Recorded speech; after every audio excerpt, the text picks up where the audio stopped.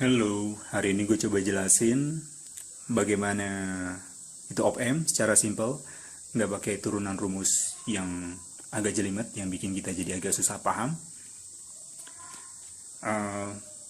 Oke, op-amp op-amp terdiri dari supply positif, supply negatif, output, non-inverting input, inverting input.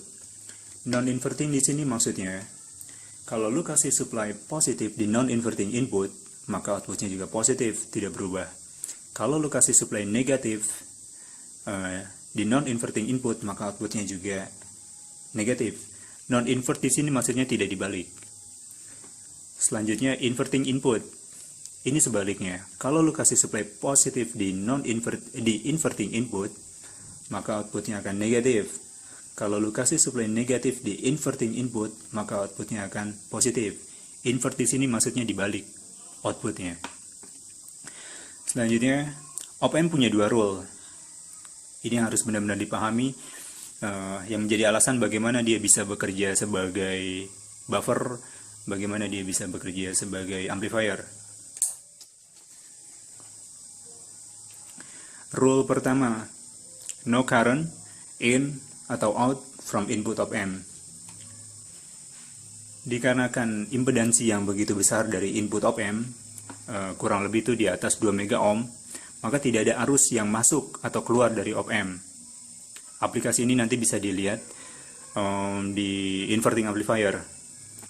Selanjutnya, rule nomor 2. Op-amp always try to make input have the same voltage. Ini maksudnya op-amp akan berusaha agar kedua inputnya memiliki tegangan yang sama. Rule nomor 2, ini hanya bekerja pada closed loop operation. Dalam artian, output diberikan feedback ke inverting. Jadi ini hanya bekerja pada closed loop operation dengan negative feedback. Ini nanti bisa dilihat pada op-amp sebagai buffer atau op-amp sebagai non-inverting amplifier.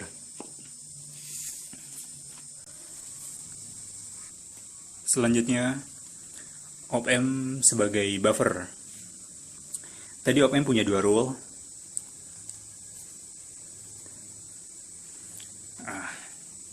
Pada rule nomor 2 di sini ditulis, op-amp always try to make input have the same voltage.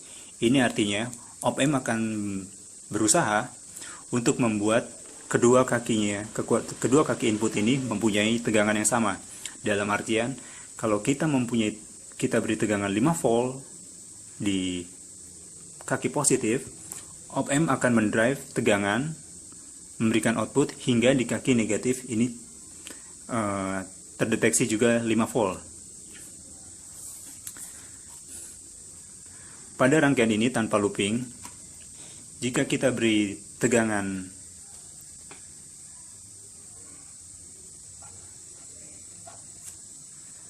1 volt di input, maka pada dasarnya dengan tegangan VCC taruhlah 12 volt, maka pada dasarnya output op-amp akan mengeluarkan tegangan hingga di kaki negatif terdeteksi juga 1 volt. Hanya karena tidak ada negative feedback, maka output akan terus keluar hingga saturasi pada nilai maksimum supply positif di 12 volt, karena supply-nya hanya maksimum sampai 12 volt.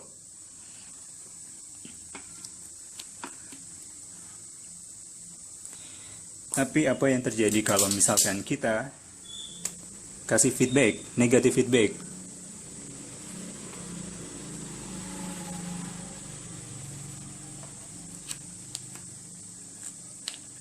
Pada saat kita kasih tegangan 1 volt, ingat rule nomor 2 tadi, op-amp always try to make input have the same voltage.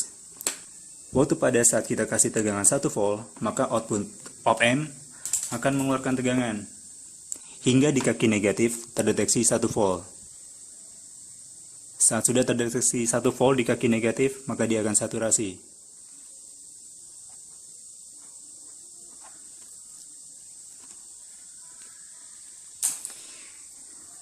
Ingat, rule nomor 2 tadi, keep trace input have the same voltage. Dari rule nomor 2 ini kita bisa buktikan kalau op-amp bisa berfungsi sebagai buffer. Buffer di sini atau voltage follower di sini maksudnya saat kita kasih supply 1 volt, maka dia akan mengeluarkan output juga 1 volt. Saat kita kasih input 10 volt, maka outputnya juga akan 10 volt.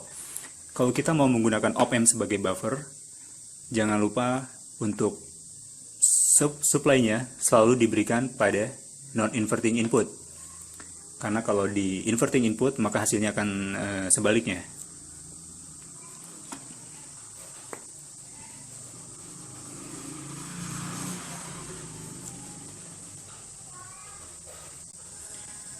Selanjutnya, op-amp sebagai non-inverting amplifier. Kenapa disebut non-inverting amplifier? Karena input sinyal yang mau dikuatkan berasal dari non-inverting input.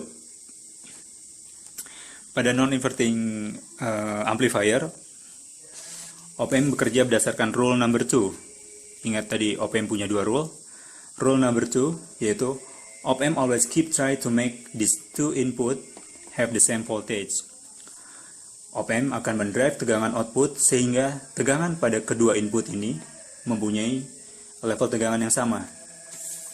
Ada ide yang brilian dari non-inverting amplifier, yaitu dengan menambahkan voltage divider pada outputnya di feedback ke kaki negatif. Logikanya, kalau kita beri tegangan 1 volt pada input, maka op-amp akan berusaha agar tegangan input di kaki negatif juga 1 volt. Kalau tegangan di sini 1 volt, maka otomatis tegangan outputnya harus lebih dari 1 volt.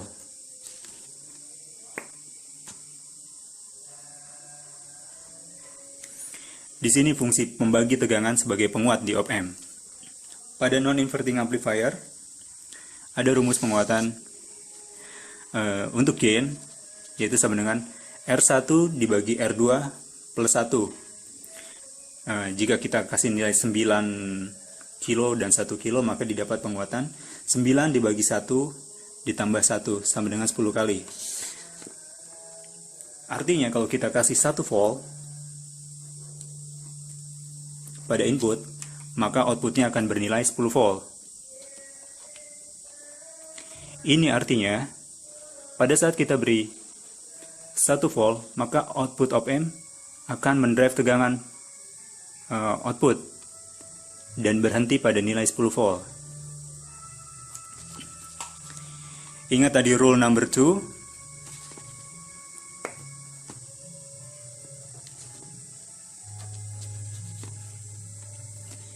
Ingat tadi rule number 2. Op-amp always try to make these two input have the same voltage. Artinya, saat output op-amp sudah 10 volt, pada dasarnya tegangan pada pin negatif sudah 1 volt.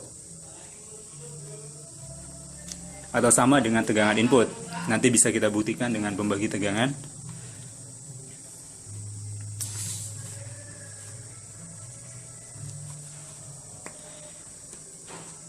Di sini R1 bernilai 9 kilo.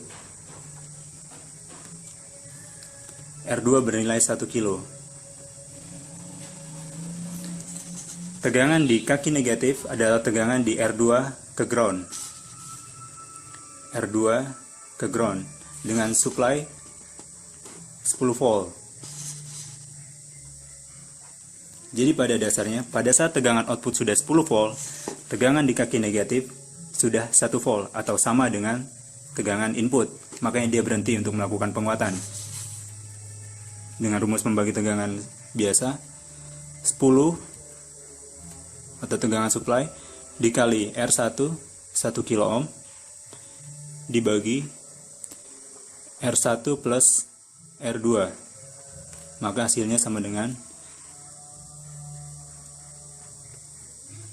10 dibagi 10 sama dengan 1 volt.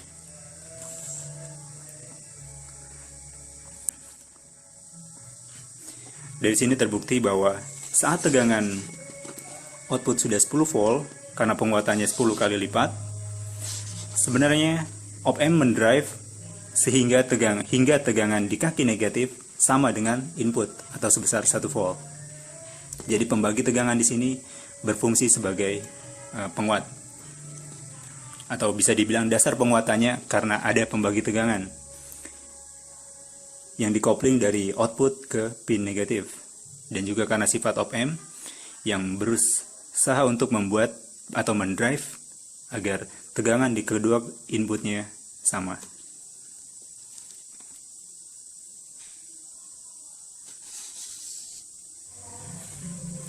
Selanjutnya, op-amp bekerja sebagai inverting amplifier. Kenapa disebut inverting amplifier? Sekali lagi karena input sinyal yang mau dikuatkan berasal dari inverting input. Pada inverting amplifier bekerja berdasarkan rule of amp number 1. Rule of amp number 1: no current in or out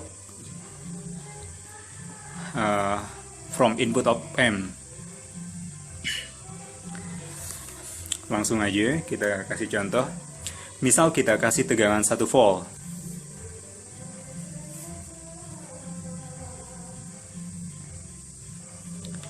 Dengan nilai resistansi 10 kilo ohm dan 1 kilo ohm.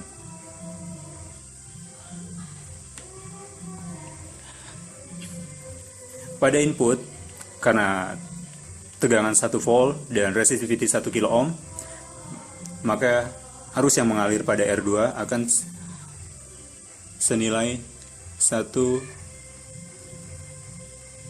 miliampere. 1 volt dibagi 1000, 1 miliampere. Karena berdasarkan rule of amp number 1 tidak ada arus yang bisa masuk atau keluar dari input of amp, maka arus yang senilai 1 miliampere akan mengalir ke resistor R1 10 kilo.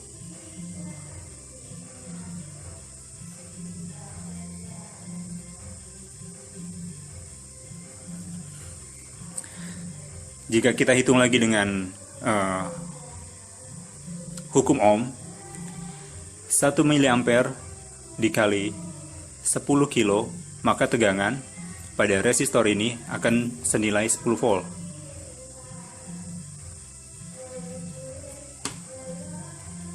Di sini akan senilai 1 volt. Karena ini inputnya inverting, tadi pada bagian awal dibilang, segala pada inverting input, segala outputnya hasilnya akan berbalik dengan inputnya. Maksudnya outputnya akan hasilnya berbalik dengan inputnya. Jadi karena inputnya 1 volt, maka outputnya akan minus 10 volt. Jadi 10 volt ini didapatkan berdasarkan pada arus yang tidak bisa mengalir pada input of amp akan mengalir senilai 1 miliampere ke resistor feedbacknya senilai 10 kilo, maka akan didapat tegangan 10 volt. 1 miliampere dikali 10.000 sama dengan 10 volt. Karena inverting, maka hasilnya akan polaritasnya akan berbalik dengan inputnya. Ini positif, ini akan negatif, minus 10 volt. Rumus gain penguatan di op amp inverting